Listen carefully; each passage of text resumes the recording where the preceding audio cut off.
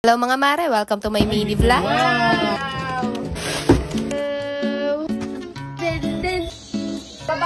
Pagkatapos ng birthday party ng batang maliit, binuksan na rin namin kagad yung mga natanggap niyang regalo.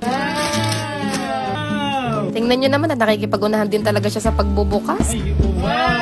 Una na naming binuksan itong regalo sa kanya ng papa. Binili to para sa kanya ng papa niya at nung inuwi niya nga to dito naka-gift wrap na. Alam ko na kotse yung laman nito pero hindi ko pa alam kung ano yung itsura. Tingnan nyo naman na talagang tuwang-tuwa ang bata.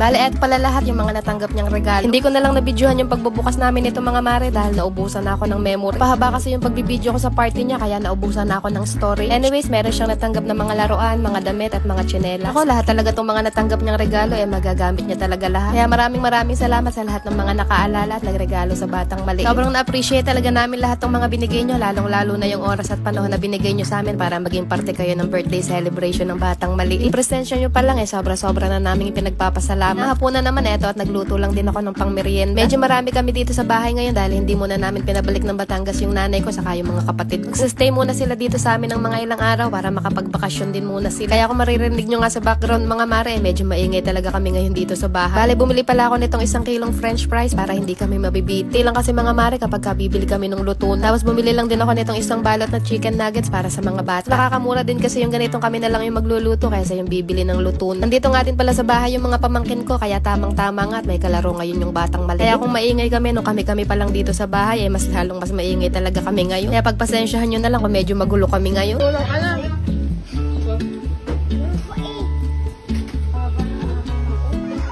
Hindi ko naman sa nila lahat pero kalimitan talaga sa mga Batanggenya maiingay talaga mag-usap-usap. Friends, pagbaba namin, nakita ko. Habang nagme-merienda nga kami dito meron akong dumating na parcel kaya eto at binuksan ko na rin muna. Saktong-sakto nga mga mare dahil matagal na talaga sa cart ko tong mga to at matagal ko na rin talaga tong gustong bilhin. Pero eto nga at meron nang nagpadala kaya sobrang saya ko talaga at hindi ko na kailangan pang bumili. Bale, eto nga pala yung self-cleaning mop saka yung barbecue grill na pinost ko nung nakaraan. Gusto ko talaga bumili nito mga mare pero medyo pricey nga kaya hindi ko ma-check out.